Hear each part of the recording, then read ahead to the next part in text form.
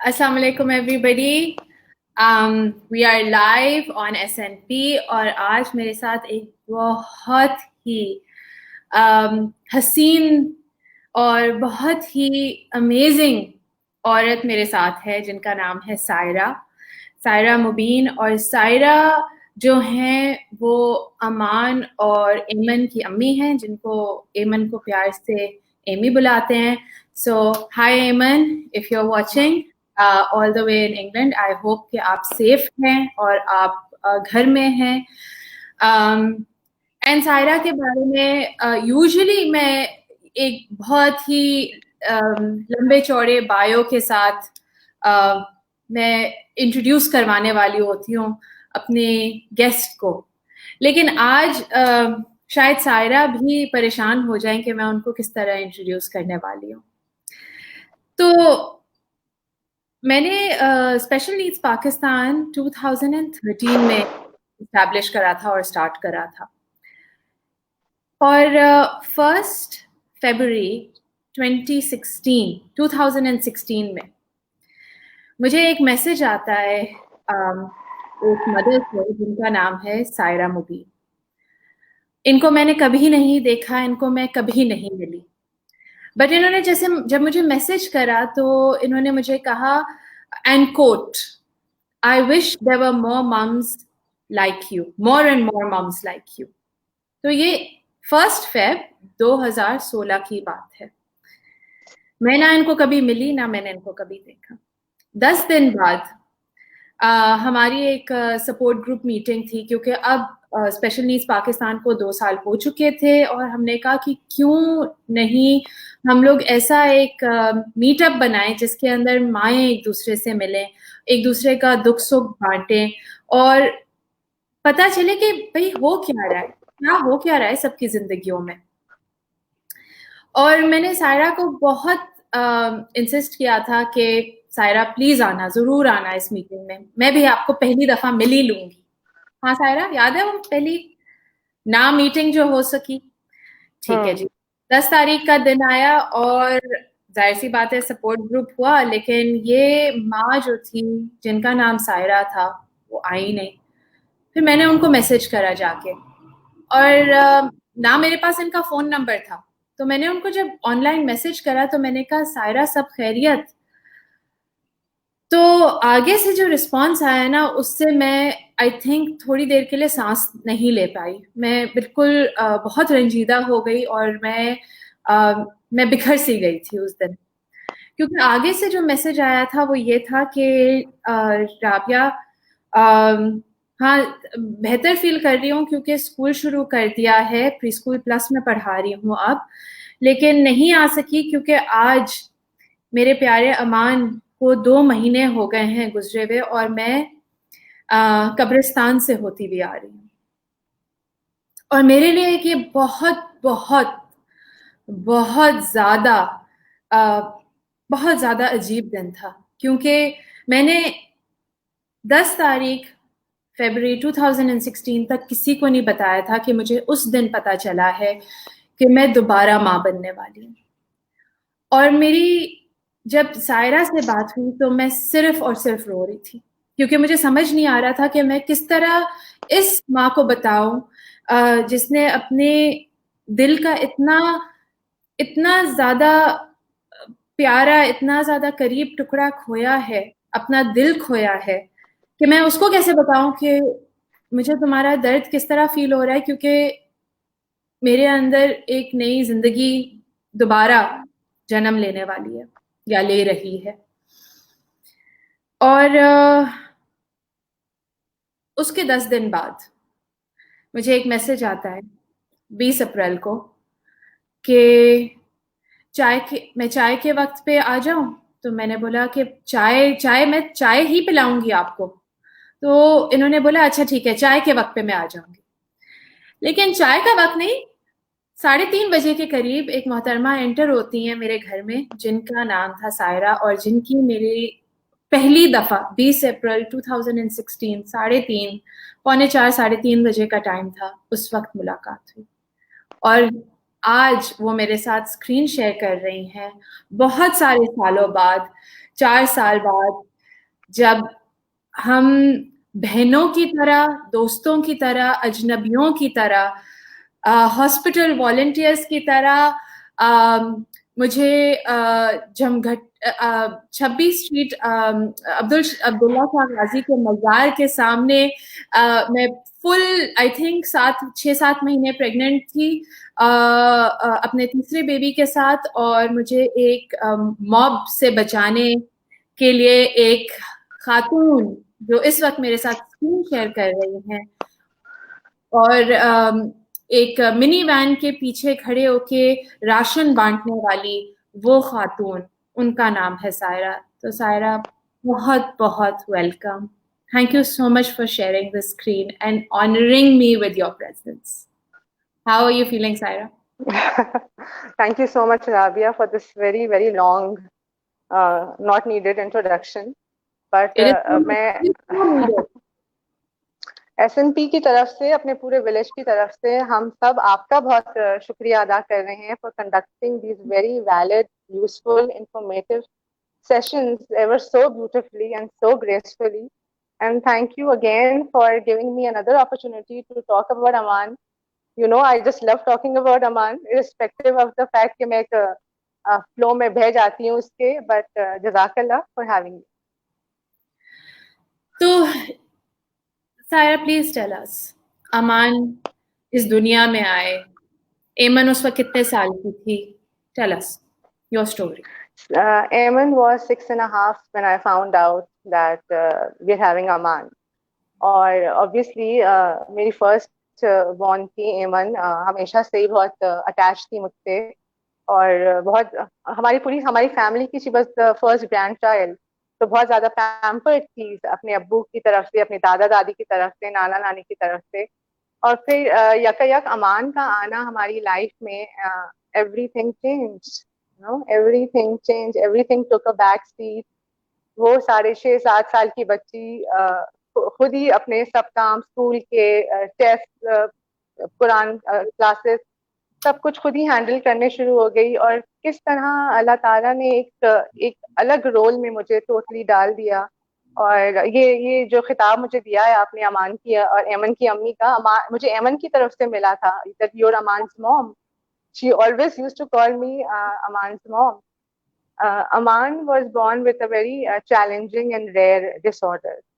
तो by birth ही हमें पता चल गया था कि समथिंग इज नॉट राइट। और उसके पैदाइश के 1-2 दिन के बाद ही सारे डॉक्टर्स बहुत परेशान थे यहाँ पे, क्योंकि उन्होंने कभी ऐसा रेयर जेनेटिक केस हैंडल नहीं किया था कराची में।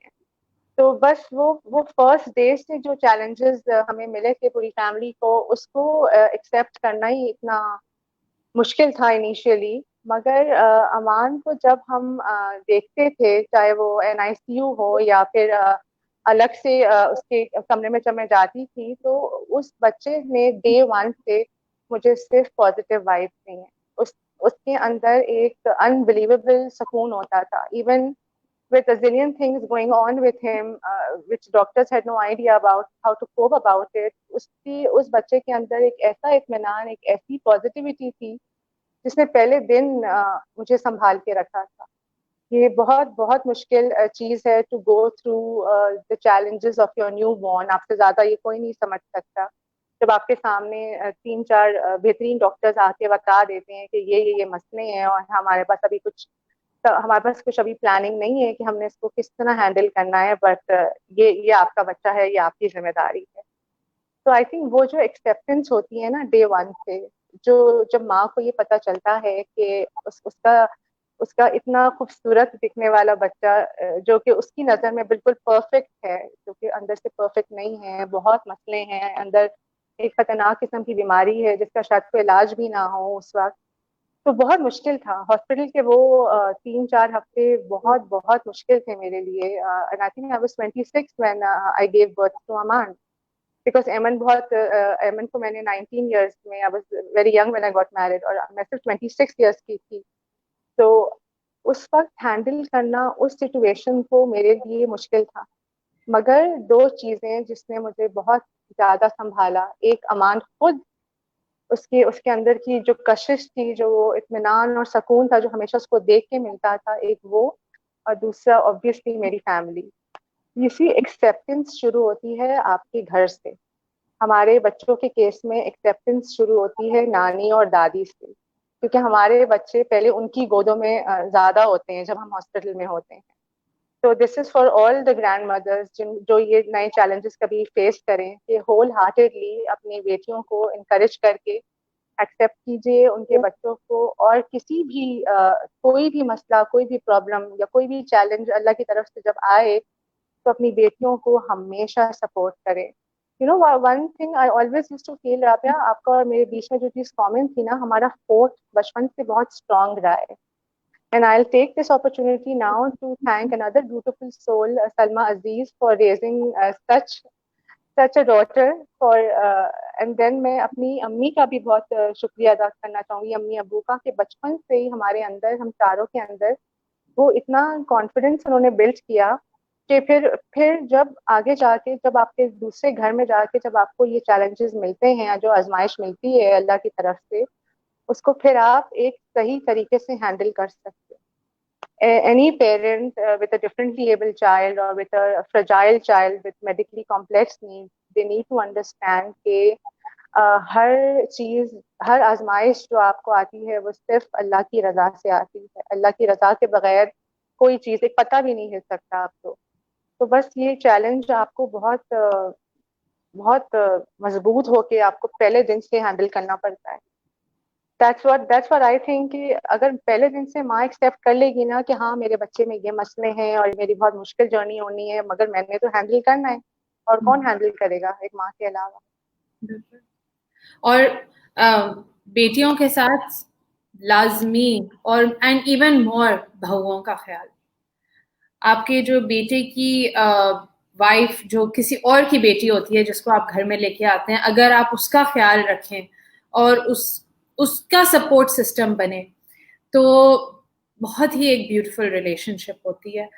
सायरा, एक दफा मुझे याद है जब आलिया को आपने उस दिन 20 तारीख को पहली दफा देखा था, वो बहुत छोटी थी उस वक्त। शी वाज ऑलमोस्ट अभी 3 साल की वो हुई थी माशाल्लाह से। एंड पता नहीं क्या हुआ, वो उसने बॉलीवुड गाने लगाए हुए थे, और वो कोई गाना लगाए हुए थे, और आपने बस अपने दिल को पकड़ा था यूं, और आपने कहा था ओह माय गॉड, मुझे अमान याद आ गया, क्योंकि ये अमान का फेवरेट गाना था। और जिस धुन में और जिस जज्बे और प्यार से आलिया सुन रही है, बिल्कुल वो उसी तरह सुन के उठ खड़ा हो जाता था नाचने के लिए। और कितनी सारी कॉमन ग्राउंड चीजें थी। अमान को ट्रू। क्या पता था? अमान दुनिया में दो कामों के लिए आया था, अच्छा खाना खाने के लिए और अच्छे गाने गाने के लिए और सुनने के लिए। उसने मेरी लाइफ को इतना इतना मीनिंगफुल बनाया हुआ था, Rabia, in spite of million things going on with him. जब हम कमरे में होते थे, जब हम बिल्कुल रिलैक्स मोड में होते थे, तो हम सिर्फ खुश रहते थे, दूसरों को खुश रखते थे, हम मस्तियां करते थे, हम गुनगुनाते थे, हम सिर्फ म्यूजिक सुनते थे और चिप्स खाते थे। अच्छा खाना खाने का उसे बहुत शौक था, अच्छे गाने सुनने का उसे बहुत शौक था। इसमें मुबीन और एमन का बहुत कंट्रीब्यूशन है, कि वो बेचारे दोनों अपने चैनल्स को वो करके, जो अमान के हाथ में रिमोट होता था उसी को हम देखने देते थे। बट काफी हद तक राबिया, मेरे मेरे घर ने, मेरे इन लॉज ने, अमान के स्कूल ने बहुत बड़ा रोल प्ले किया है। जो जिस कॉन्फिडेंस से हम बात करते हैं अपने बच्चों के बारे में, ये शुरुआत इसकी, जैसे मैंने बोला ना, आपकी सोसाइटी से पहले आपके घर से होती है। आपके घर में जब सब लोग होल हार्टेडली एक्सेप्ट करेंगे आपके बच्चों को, देन सोसाइटी और स्कूल और माशरा हमारा बाद में आता है। मुबीन और मेरी लाइफ बहुत चेंज हो गई थी अमान के बाद। एमन के बाद बिल्कुल चेंज हुई थी, और अमान के बाद बिल्कुल अलग तरीके से चेंज हो गई थी। ये होते हैं ना किसी बच्चे के बीच में, तो यूजुअली कपल्स में या तो डिसकनेक्शन गॉड फॉरबिड हो जाती है, या कनेक्शन बहुत बहुत स्ट्रांग हो जाता है। और चूंकि अमान का केस इतना रेयर था कि जब जब डॉक्टर्स को नहीं समझ में आता था, तो ऑब्वियसली हम गूगल की हेल्प लेते थे, या हम सर्फिंग करते थे, या बाहर के डॉक्टर से कंसल्ट करते थे। तो उस वक्त मेजर आर्ग्यूमेंट्स भी होती थी, मुबीन कुछ और ग्राउंड पे होते थे, मैं कुछ और ग्राउंड पे होती थी। मगर इस स्टेज में जो सबसे ज्यादा सपोर्ट एक औरत और लड़की को चाहिए होता है वो अपने हस्बैंड का भी है। और अगेन मैं बोलूंगी कि इस वक्त क्यों हम इतने सुकून से बैठ के इस बारे में बात कर रहे हैं, क्योंकि मेरी फैमिली का सपोर्ट, मेरे हस्बैंड का सपोर्ट अल्हम्दुलिल्लाह आज तक बेहतरीन है। ठीक है, फादर्स फाइनेंशियली कंट्रीब्यूट करते हैं और घर के कामों में मदद होती हैं, मगर जब वो ऑफिस से घर आए तो फिर थोड़ी जिम्मेदारी बच्चों की फादर्स को भी लेनी चाहिए। क्योंकि एक हमने we take this for granted कि हम विमेन और हम मदर्स मल्टीटास्किंग में एक्सपर्ट होती हैं, बट ऐसा नहीं होता है। I mean, ठीक है, we can do everything at one time. हम बच्चों को भी देख लेते हैं, हम अपने टिपिकल बच्चों को भी देख लेते हैं, हम उनका होमवर्क भी चेक कर लेते हैं, हम अपने दूसरे बच्चों को थेरेपीज पे भी ले जाते हैं, डॉक्टर्स पे भी ले जाते हैं, खाने भी पका लेते हैं, मगर एक सपोर्ट सिस्टम की हमें हमेशा जरूरत होती है। और जब वो आपके साथ होता है ना, तो बस फिर कम है कम फायर, अल्लाह ताला आपको और हिम्मत देता है to tackle any kind of situation. बिल्कुल। और जो आपने अभी बोला सपोर्ट सिस्टम होना, एक अ, आगे माँ ने जो जो झेलना है, उनको अगर ये पता हो कि बैकएंड से सब कुछ मेरे साथ है, मेरा जो पिलर है वो मजबूत है, तो फाउंडेशन मजबूत होने के बाद बिल्डिंग खड़ी हो जाती है। सायरा, एक चीज अगर आप ना कमेंट करना चाहें तो आप बिल्कुल नहीं कीजिएगा, cousin marriages. See, Rabia, this is another sensitive topic. I don't mind talking about it, but चूंकि मैं रियलिटी फेस कर चुकी हूँ बहुत, जो कि सबसे हार्श रियलिटी है, जिसमें जिसमें कोई गुंजाइश ही नहीं है किसी भी तलाफी की। और अनफॉर्चुनेटली जब जब 1990s में जब मेरी शादी हुई थी, तब अवेयरनेस नहीं थी। जब मुझे नहीं कुछ पता था, मेरे पेरेंट्स को नहीं पता था। लेकिन ऑब्वियसली जब आपकी फैमिली में एक केस ऐसा आता है जिसका लेबल ही जेनेटिक डिसऑर्डर है, और जब doctors are finally able to, after 5 years doctors are finally able to diagnose कि it is a rare genetic disorder, and one of the reasons is that the wife and the husband are cousins. So obviously ये देखिए, हम अगर अपने master की खाली बात करेंगे ना, तो इसमें लोग ऑफेंड भी हो जाएंगे, शायद मेरी फैमिली वाले भी हो जाएं, आपकी फैमिली वाले भी हो जाएं, क्योंकि काफी लोगों की कजन की मैरिजेस हो चुकी है या होने वाली है।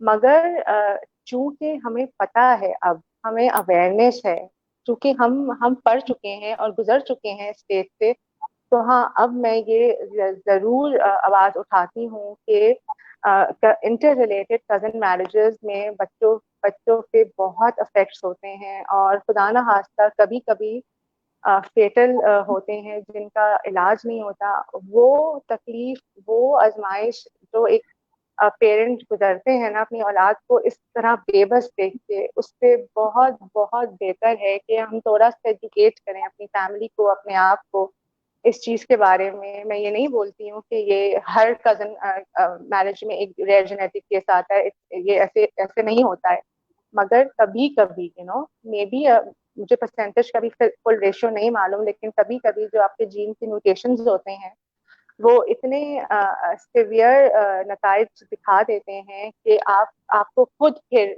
आवाज उठानी पड़ती है। ऑब्वियसली मतलब मेरे पेरेंट्स ने अमान के बाद ही जाना ना, उन्हें तो कुछ पता नहीं था, उन्हें अवेयरनेस ही नहीं थी।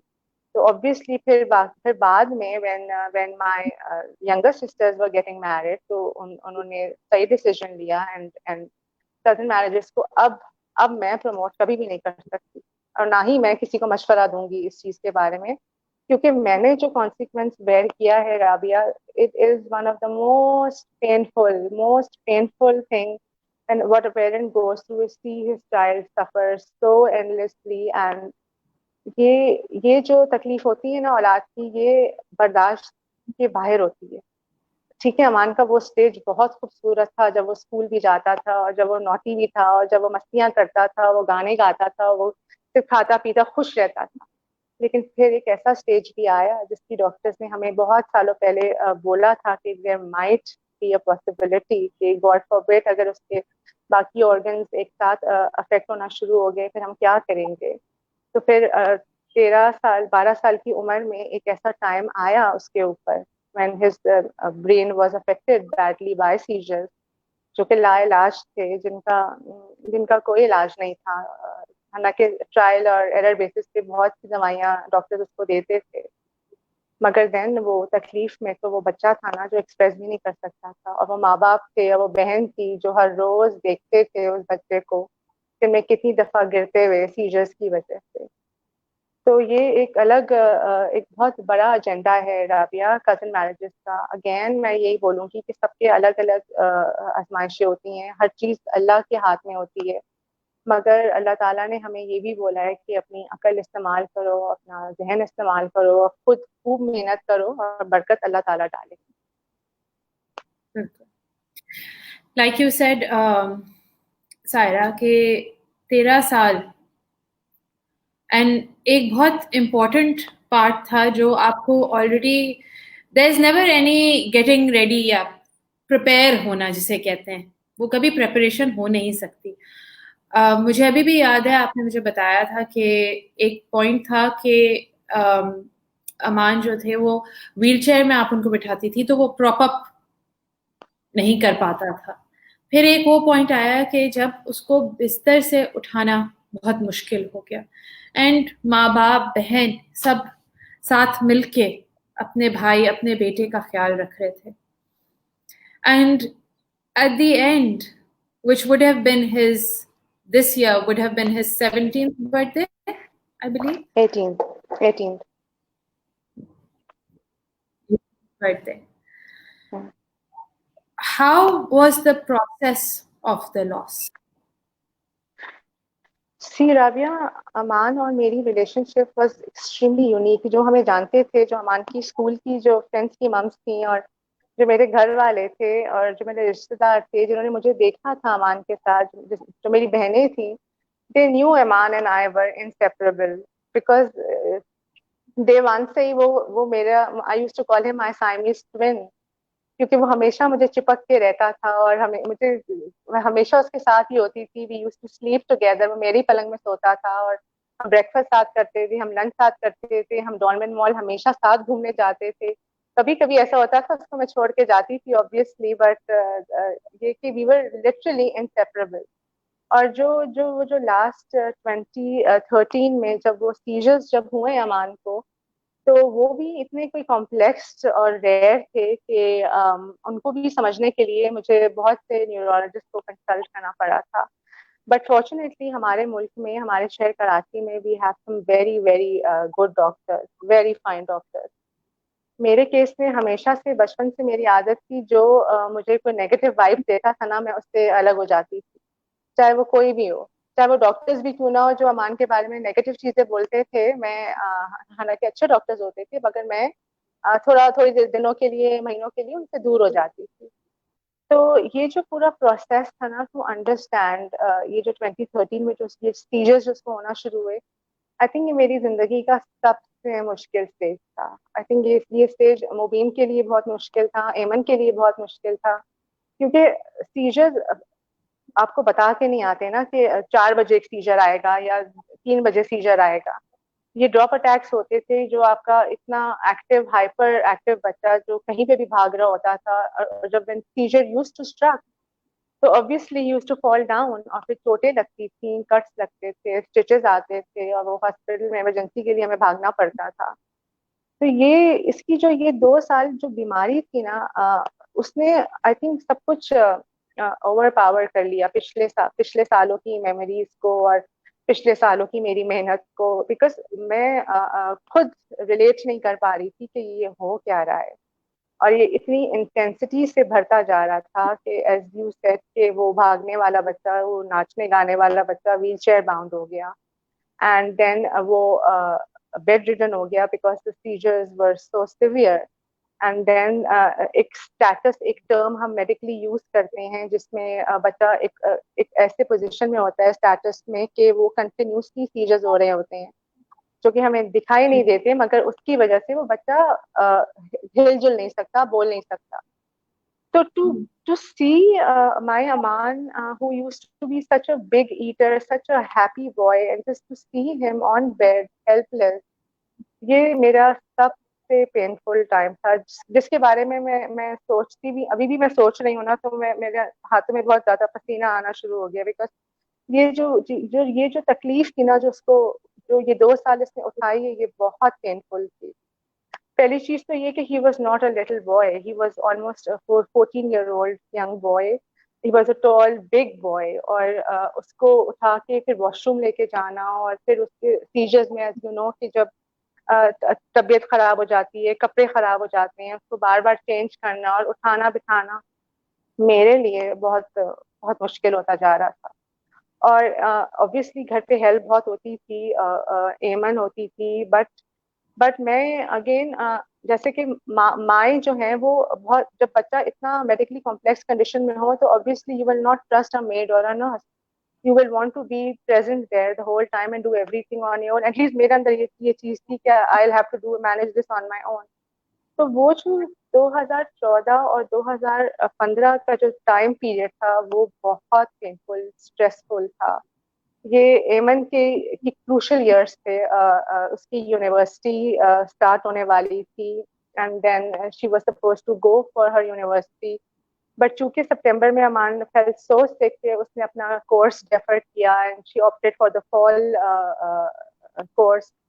तो बहुत कुछ एक साथ हो रहा था हमारी लाइफ में, जो मुझे बिल्कुल मेरी समझ से बाहर था, और मैं हर रोज अल्लाह ताला से सजदे में बार बार ये दुआ करती थी, अल्लाह मियाँ, you have to free, you have to make him seizure free, this is unbearable. मैं उसको पहले जैसे अमान की तरह देखना चाहती हूँ। मुझे क्यों इतने मिरेकल्स और इतने मौजज़े दिखाए थे जब मैंने ये स्टेज उसका देखना था। तो यस, वो स्टेज बहुत, अभी अभी talking about it, so it's getting to me, लेकिन this was I think the most toughest period मेरी और मुबीन और एमन की लाइफ में, including my parents and my family and मुबीन's parents, क्योंकि किसी को समझ नहीं आ रहा था कि where are we heading with Aman. And then December के। Then December came, yes, you see, एक अमान ने मुझे हमेशा से ना मिरेकल्स का बहुत आदी बना दिया था। ये वो बच्चा था जिसको डॉक्टर्स, बाहर के डॉक्टर्स ने बोल दिया था कि ये he will not be able to walk और टॉक, और he will not be able to go to any school. And तो फिर जब जब अमान ने हर वो चीज की ना जो डॉक्टर्स बोलते थे कि ये नहीं कर सकता था, चाहे वो इसका लेट चलना था या लेट बोलना था या इसका सोशलाइजिंग थी, इसने जब सब कुछ वो किया ना, तो मैं इसके मिरेकल्स की आदी हो गई थी, और मुझे पता था कि नहीं, देर से लेकिन कभी ना कभी अल्लाह मियाँ जरूर सुनेंगे। और मेरे अंदर हमेशा से ना ये 2015 के मिड तक मेरे अंदर हमेशा ये फीलिंग होती थी कि नहीं नहीं, हमेशा निकल आया है फेस से, हमेशा स्टेज से निकल आया है। जैसे कि just give you a small example, 2015 के अप्रैल में अमान को जो फर्स्ट टाइम स्टेटस हुआ था, तो यहाँ इसके जो जो इसके कंसल्टेंट डॉक्टर्स थे, उन्होंने इसका इलाज करने से मना कर दिया था। एक तो अमान के बहुत पुराने डॉक्टर थे और बहुत बहुत बेहतरीन डॉक्टर हैं वो, and then I went to another lady doctor, उन्होंने ही बोला कि देखो कोई फायदा नहीं होगा, बिकॉज ये वेजिटेटिव स्टेट में ही इसने रहना है, you will not accomplish anything by going through this procedure, तुम्हारे पैसे और तुम्हारा टाइम वेस्ट होगा। लेकिन मुझे मुझे मैंने ये पढ़ा था, और मुबीन मुबीन के साथ मैंने मशवरा करके बोला था कि देखो मुबीन, हमारे पास ये चांस है, तो मुझे शायद कोई डॉक्टर मिल जाए जो रेडी हो ये रिस्क लेने का। And then we found great great doctor, he still good friend and a great doctor. उनसे मैंने जब मशवरा किया, he was an adult neurologist then, तो उन्होंने मुझे बोला कि देखो बहुत बड़ा रिस्क है, मगर ये पहले हो चुका है, children have come out of it. तो वो जब मैंने सुना ना, मैंने पूरा पूरा वेट भी नहीं किया उनकी बात सुनने के लिए, और मैं वहां के उनको खुदाफिज का शुक्रिया बोल के भागी हूँ, और मैं घर पे आई हूँ। मैंने मुबीन को बोला कि बस सब कुछ डिसाइड हो गया, हमें ट्रीटमेंट मिल गई है, हम कल जा रहे हैं मान को लेके। और मुबीन भी हैरान, और कह रहे बेचारी को क्या हो गया है। बट वो I'll name the doctor, doctor Sharani, doctor Mugeesh Sharani थे, जिन्होंने बोला था कि I can take this risk if your doctor is willing to cooperate with me. तो अमान के दोनों डॉक्टर्स ने मिल के हमने जियाउद्दीन में ये प्रोसीजर किया था, और डॉक्टर जैन की अंडर सुपरविजन में ये हुआ था अप्रैल में। और उस वक्त भी अमान को इजाजत मिल गई थी आईसीयू में फुल मोड में गाने सुनने की।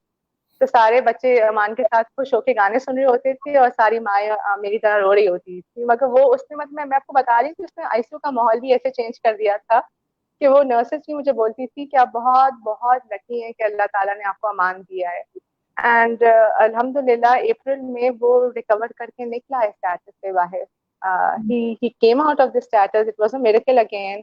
और मैं उसे स्टेशन पे लेके गई थी हॉस्पिटल, और वो मेरी गोद में बैठ के बातें करता हुआ वापस घर आया था। तो ये बहुत बहुत बड़ा मौजज़ा था मेरे लिए, और इस चीज को मैं, उस मोमेंट को मैं कभी भी नहीं भूल सकती कि मुझे ऐसा लग रहा था कि everything is going to be all right again till December came, या till December came. Till December. Yeah, but again, you know what, Rabia, December maybe when we took him again for this treatment, because मैंने casually अपने doctor को बोला कि he's heading again for a status, and वो कहते हैं ठीक है, let's repeat the procedure.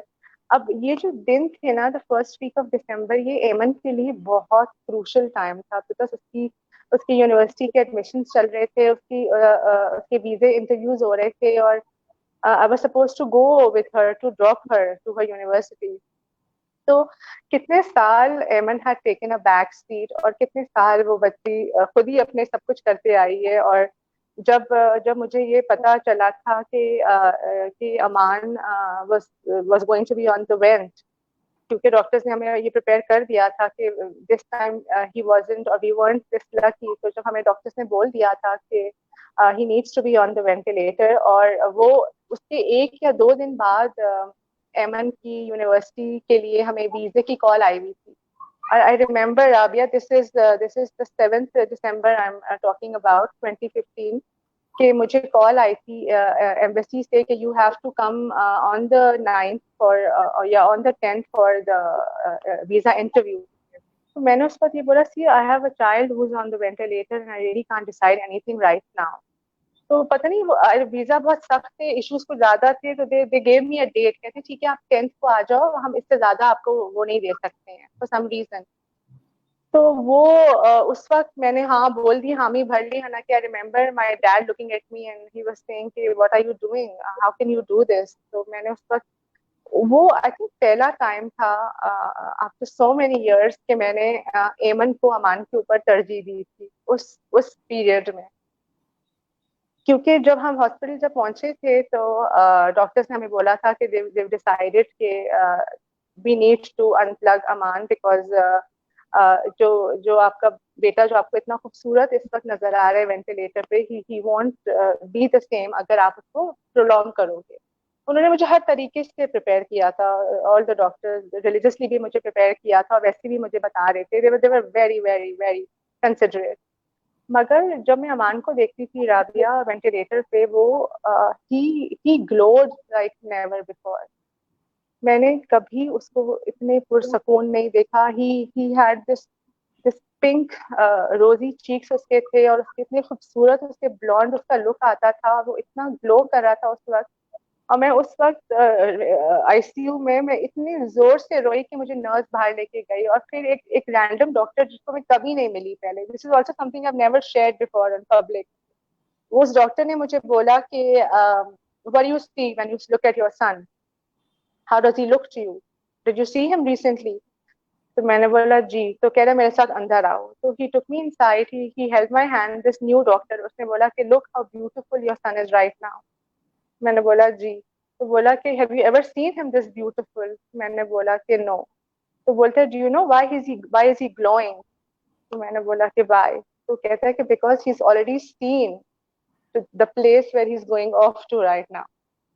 तो उसने जब ये बोला ना, तो उस वक्त तो मुझे समझ नहीं आया कि मैं किस तरह रिएक्ट करूं। आई डोंट नो, मैं शायद नम हो गई थी या शॉक में चली गई थी। और फिर जब मैं बाहर निकली हूँ आईसीयू के रूम से, तो जो पहला चेहरा था ना, जो मुझसे भी ज्यादा खौफ ज्यादा था, वो एमन का था। She was all white and pale and she was shivering and she didn't know कि हम कैसे सिचुएशन को कोप करेंगे। मैं अंदर में अमान को देखकर आ रही थी कि वो इतने सुकून में और इतना ग्लो कर रहा है, और मैं यहाँ एमन को देख रही हूँ और वो इतनी वो पेल और वो इतनी इतनी शिवरी हुई हुई है। तो मैंने उसी वक्त डिसाइड किया, मैंने कहा नहीं, this is the time when Aman really really needs me the most. और मैंने बोला कि नहीं, अल्लाह अल्लाह मियाँ हैज अ मान विद हिम। मेरे पास जितनी मोहलत के लिए वो आया था, Allah Allah had chosen me and he was and will forever be my most prized possession, my most beautiful gift. मगर उस वक्त, उस दिन 10 तारीख को जब हमने उसको अनप्लग करना था, मैं एमन के लिए उसके इंटरव्यू के लिए गई थी. Immediately after unplugging Aman, I rushed to the embassy.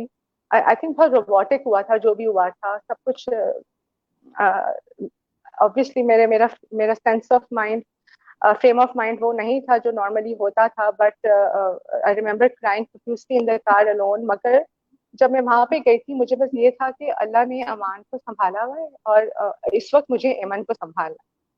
तो वो जो हिम्मत, वो जो 2 घंटे में जो अल्लाह ताला ने मुझे हिम्मत दी थी ना राबिया, वो हिम्मत हर उस माँ को अल्लाह देता है जिसके जिसके बच्चे की कोई आजमाइश होती है, चाहे वो की छोटी आजमाइश हो या वो बड़ी आजमाइश हो. When you have a child with who needs जो आपको जिसकी जरूरत होती है, अल्लाह ताला आपको एक अजीब किस्म की स्ट्रेंथ और कुव्वत दे देता है to tackle things.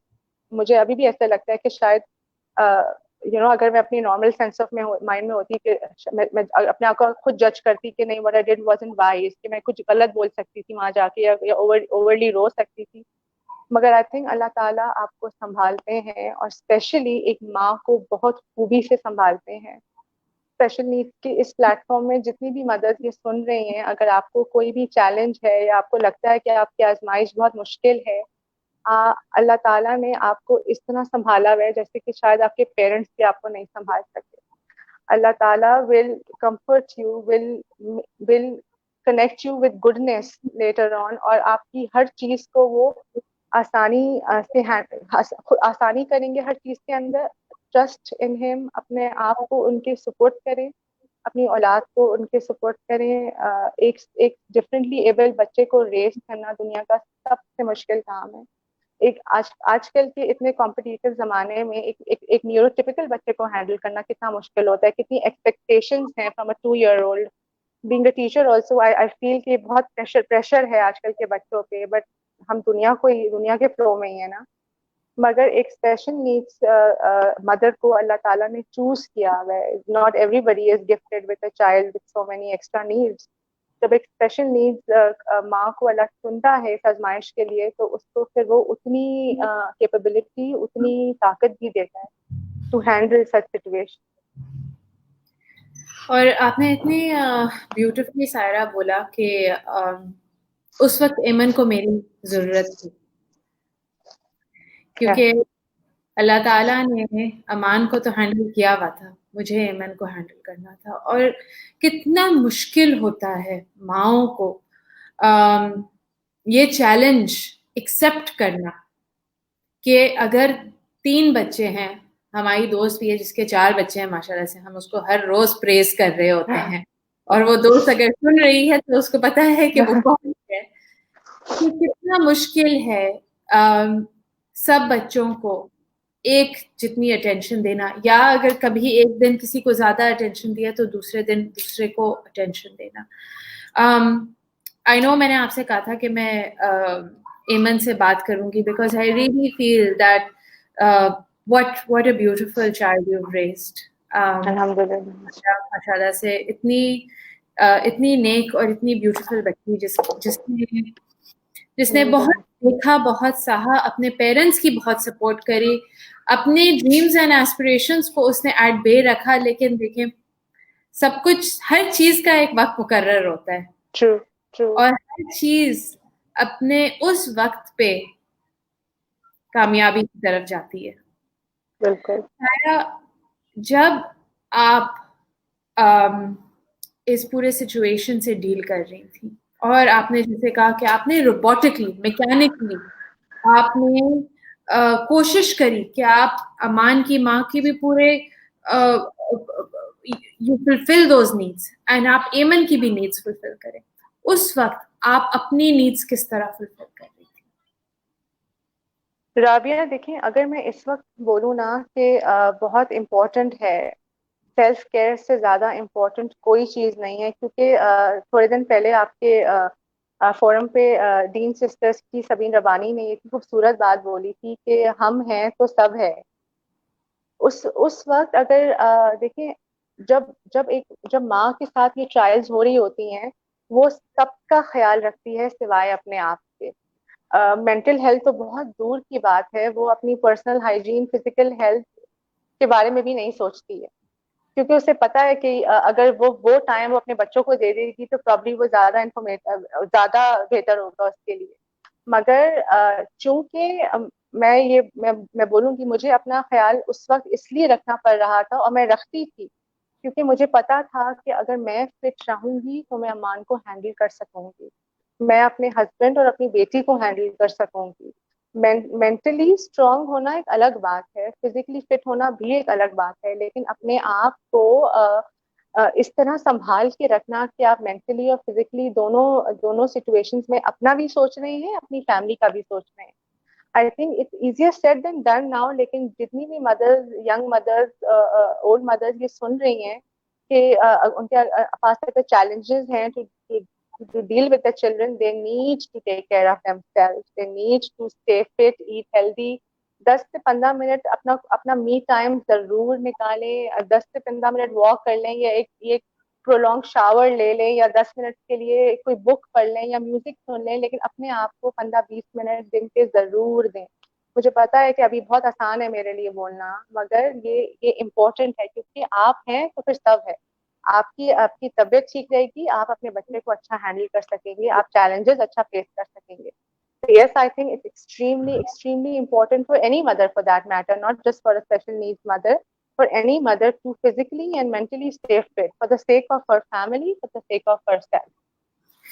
And if that means कि अगर आपको अपने आप को बाथरूम में लॉक करके अगर 5 मिनट के लिए डीप ब्रीथ करना हो, तो वो उस वक्त वो सबसे ज्यादा जरूरी है। एंड इस वक्त I would like to take this opportunity कि मैं बताऊं जितने भी मर्द हजरात हैं कि देखिए, ये कोई कंपैरिजन नहीं कर रहा कि you are not taking financial responsibility, लेकिन the stress of the requirements and needs जो एक माँ फुलफिल करती है बाय सारे बच्चों को एक जितना वक्त देना, एक जितना टाइम देना, एक इम्पोर्टेंस देना और एक ही वैल्यू देना, और फिर बाकी सारी चीजों पे उतरना, बाकी सारे फ्रंट्स पे अपने आप को फुलफिल करना, अपने फ्रंट पे फुलफिल करना कि क्या मैं ये सब कुछ ठीक कर पा रही हूँ, क्या मैं खाना सही से दे पा रही हूँ, क्या मैं सबकी नीड्स के मुताबिक उतर पा रही हूँ।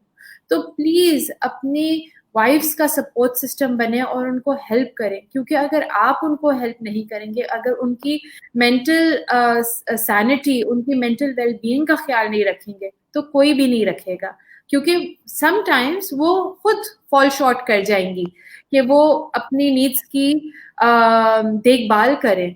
Saira, you know what I think of you. हम हम कहाँ कहाँ नहीं साथ घूमे पिछले पिछले 4 साल में। लड़ाई झगड़े भी करें, हॉस्पिटल के अटेंडेंट्स से भी हाथापाई करी है। In the last 4 years, the Saira I met 4 साल पहले अप्रैल में, and it is so beautiful right now. मुझे बस ऐसा लग रहा है कि ये एक फुल सर्कल हुआ है, क्योंकि इस वक्त हम बात कर रहे हैं अप्रैल लॉकडाउन में। Yeah. So for us, this is a full circle. This is much more than a conversation. This is just एक कनेक्शन जो पता नहीं कहाँ से हमारी बनी। इस वक्त what has life after Aman taught you? अमान ने तो आपको बहुत कुछ सिखाया, बहुत कुछ बर्दाश्त करना भी सिखाया। अमान के बाद life changed drastically, but there was a different Saira जो उस प्रोसेस में से निकली। वो सायरा जिसने सबको सिखाना शुरू करा, सबको बताना शुरू करा, अपनी आवाज उसने ऊंची करनी शुरू करी कि मेरी आवाज सुनो, मैं क्या कह रही हूँ। और मुझे अभी भी याद है हमारा एक सर्कल टॉक हुआ था, जहाँ पे आप बिल्कुल मेरे बराबर पे बैठी हुई थी एक नीले सोफे पे, और आपने कहा था कि देखो राबिया, मैं वो नहीं करूंगी जो तुम चाह रही हो, मैं तो रोऊंगी, और मैं ये सब बताऊंगी कि ये बिल्कुल बर्दाश्त के करीब नहीं है। इस वक्त 4 साल बाद how do you feel? and where is grief for you? See, Rabia, as I said earlier, I was used to seeing miracles on a daily basis with Aman. And the love we shared, both of us shared, was absolutely magical. Grief एक बहुत strong word है, to deal with grief or a loss or a mourning, a bereavement. अगर हम इसके dictionary के terms देखें तो ये सारे टर्म्स से मैं अपने आप को वो नहीं कर सकती हूँ, क्योंकि मुझे कभी ये महसूस ही नहीं हुआ कि अमान मेरे साथ नहीं है. His ji. love for me was so strong. मुझे हमेशा से ऐसे लगा है कि love will always overpower grief. मैं शायद इसलिए भी कि मैंने ऐसे आई थिंक पहले भी ये बोला है कि अल्लाह ताला will connect you with goodness. इसके रिवॉर्ड्स इतने खूबसूरत हैं. अगर आप सब्र करेंगे तो अल्लाह ताला will connect you with goodness. After losing Aman, within 22 days I was working in preschool class as a teacher. In 4 months time I was running my husband's business.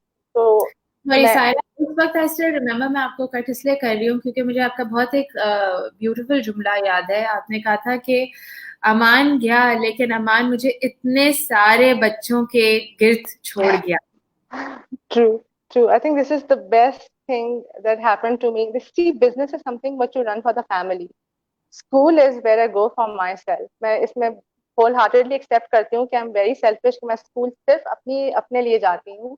और अल्लाह ताला ने मुझे इतने बेहतरीन इंस्टीट्यूट में इतनी जल्दी, right after Aman, losing Aman, मतलब मैंने 1 महीना भी नहीं हुआ था. And again a very very dear friend, I also name her, Sadia Ilahi, ने मुझे बस एक फाइन डे बुलाया और the next day I know कि मैं 20 बच्चों की क्लास ले रही थी. तो इस स्कूल ने भी बहुत बहुत मेजर रोल प्ले किया है मुझे आराम से खड़े रखने में, और मेरी अंदर के जितने भी नेगेटिविटीज थे और जो इमोशंस थे उसको कंट्रोल करने में. सी राबिया, अगर आपका दिन का आगाज अच्छा होना तो आपकी पूरा दिन जैसे भी हो, कितना ही मुश्किल हो, आप उसको हैंडल कर लेते हैं. The start of your day is my start of the day in my school is alhamdulillah so beautiful. It's so poetic actually, कि मुझे फिर जो बाकी जितने भी बिजनेस के इश्यूज हैं, मसले हैं, वो मुझे वैसे ही छोटे लगते हैं. और अगेन मैं ये बात यहाँ पे बोलूंगी, एक स्पेशल नीड्स माँ जो इतने इतने मरहलों से, इतने चैलेंजेस से गुजरती है अपने बच्चों के साथ, फिर जो दुनियावी मसले होते हैं ना, ये फिर बाकी छोटे लगते हैं. ऐसे नहीं कि ये दुनियावी मसले होते नहीं है, हमारी लाइफ में बहुत होते हैं, बिजनेस में बहुत इश्यूज होते हैं, मगर once you dealt with the आजमाइश of your child, no matter how big और स्मॉल द आजमाइश is, once you dealt with that child, ये जो दुनियावी मसले हैं ना, ये they take a back seat, ये हो जाते हैं. You can carry on. Aman मेरी जिंदगी का सबसे मेजर हिस्सा रहेगा. As long as I am breathing, I am alive, he is always present. चाहे मैं अपनी दुकान में बैठ के शॉपकीपिंग कर रही हूँ, या मैं अपने स्कूल में अपने बच्चों को पढ़ा रही हूँ, या मैं घर में बैठी हूँ अपने हस्बैंड के साथ मूवी देख रही हूँ, ऐसा ऐसा कभी नहीं होता कि उसके ख्यालात मुझे नहीं आते. मैं अमान के लॉस को कभी ओवर पावर नहीं करने दूंगी, उस इमोशन को कभी हावी नहीं होने दूंगी अपने ऊपर, क्योंकि उस बच्चे ने मुझे इतना प्यार दिया था. मेरे लिए his love will always suffice. For me grief is love. Grief, love will always over power grief. एक बच्चे की जो मोहब्बत, एब्सोल्यूट अनकंडीशनल लव की वजह से मैं कभी उस ग्रीफ के इमोशन में, I will never let my self down in. और मैं दूसरों को भी ये बोलूंगी, may be easier said than done, मगर मैं कभी भी अमान को उदास नहीं देखती थी. और वही चीज मैं फॉलो करूंगी अपने दिल में. और एमन और मैं जब भी हम बात करते हैं अमान के बारे में, हम उसकी अच्छी चीजें बात करते हैं, हम उसको कॉपी करते हैं कि वो किस तरह से मस्तियां करता था. मैं हमेशा उसकी खुश मिजाजी को अपना बहुत बड़ा फोर्ट, अपना बहुत बड़ा स्ट्रॉन्ग पॉइंट बनाऊंगी. एंड कि वो हमेशा मुस्कुराता रहता था, always, oh my God, always. ना हो. And that is one of the things यहाँ पे हमारी दोस्ती भी हुई थी सारा, क्योंकि आपने मुझे बताया था कि अमान ने आपको जिंदगी जीना सिखाई. ट्रू. क्योंकि वो हर मोमेंट को सेलिब्रेट करता था. ट्रू. हर मोमेंट में वो किसी किस्म की खुशी उस मोमेंट से वो चाहता था. एंड आपने वो ही चीज अब आपने कंटिन्यू रखी है कि आप हर उस मोमेंट को सेलिब्रेट करती हैं, एंजॉय करती हैं, दोस्तों के लिए लड़ने भी आती हैं, उनको बचाने भी आती हैं। तो you really, really, Saira, you are such a phenomenal person, and I feel so privileged to be your friend, your family, whatever you want to call me. See, Rabia, what we mothers think is कि हम इस दुनिया में आए हैं अपने बच्चों को सिखाने के लिए, उनको ग्रूम करने के लिए. What our special ones do for us is they end up teaching us. हम मैं और आप जो यहाँ बैठ के जो हम बातें करते हैं, जो जो लोगों के दिलों को छूती हैं, वो हमने बुक्स में तो नहीं पढ़ी, या वो हमने कहीं से गूगल तो नहीं की. ये सारी चीजें हमारे बच्चे हमें सिखाते हैं. हमारे डिफरेंटली एबल्ड बच्चे, they end up being our teachers. They will teach you the lessons of hope and faith and resilience and unconditional love, जो आपको कभी भी किसी भी थेरेपी से या बुक से या गूगल से नहीं मिल सकती. अपने बच्चों को बहुत बहुत प्यार करें, उनको हक करें, embrace them, touch them, hug them, love them. उनको अभी तो हम क्वारंटीन में हैं, तो obviously we are home bound, तो अभी तो सबको अपने बच्चों पे ज्यादा गुस्सा ही आ रहा होगा, मगर अब जितना कर सकें उनको बहुत बहुत प्यार करें. They grow up so fast. And अपना बहुत ख्याल रखें. It's very very important for a mother with a differently abled child to be physically and mentally strong and fit. And as आपने जो हमारी दोस्त की बात की थी जिसके 4 बच्चे, मैं उसी की लाइन से ये एंड करूंगी कि Alhamdulillah for all the trials and all the blessings. Thank you so much, Saira. Thank you so much for taking out your time. And thank you so much for opening up in front of इतनी सारी members of SMP जो आपको सुनेंगे, समझेंगे, और ज़रूर जो आपको सुन रहे हों, वो प्लीज़ सायरा की बातों को समझिएगा ज़रूर. So thank you so much, Saira, for joining us. Thank you so much, Rabia. I hope आपके दिन अच्छे and calm गुजरे. बिल्कुल बिल्कुल बिल्कुल. आप अपना बहुत ख्याल रखें. Please everybody stay home, stay safe. Inshallah till next time. Allah Hafiz. Thank you so much, Saira. That was Saira Mubin. मैं उनके बारे में जितना कहूँ वो कम है. एंड आपने जैसे सुना उनकी खुद की ज़बानी, बहुत बहुत मुश्किल होता है अपने एक दिल के टुकड़े को जाते हुए देखना. और सायरा ने जिस तरह, जितनी हिम्मत से वो दिन गुजारा कि एक जगह पे अमान का वेंटिलेटर का स्विच निकला और दूसरी जगह पे वो अपनी बेटी के लिए खड़ी हुई कि वो उसकी ज़रूरियात पूरी कर सकें. तो सीखें, समझें और ज़िंदगी से और प्यार करें, अपने बच्चों से और प्यार करें. और इस नोट पे मैं बताती चलूं कि कल हमारे साथ एक और माँ होंगी जिनका नाम है Urooj Hasan. Urooj is a therapist and she will be joining us 12:30 बजे. वो आपकी बहुत सारी स्केड्यूल्स के मुताबिक, IEPs के मुताबिक बहुत सारी चीज़ों को एड्रेस करेंगी, आपके क्वेश्चंस को एड्रेस करेंगी. So tune in and listen to her at 12:30 and 5:30 बजे हमारे साथ होंगे the one the only Ali Alawala. KDSP programme जिसको उन्होंने कॉइन करा, फ्रेज करा, और इस वक्त कराची डाउन सिंड्रोम प्रोग्राम इतने सारे बच्चों की थेरेपीज, बच्चों की ट्रेनिंग्स, वोकेशनल थेरेपीज, क्या कुछ नहीं कर रहे. वो एक नेटवर्क, सिर्फ एक नेटवर्क ना ही एक फैमिली बन गए हैं डाउन सिंड्रोम प्रोग्राम की.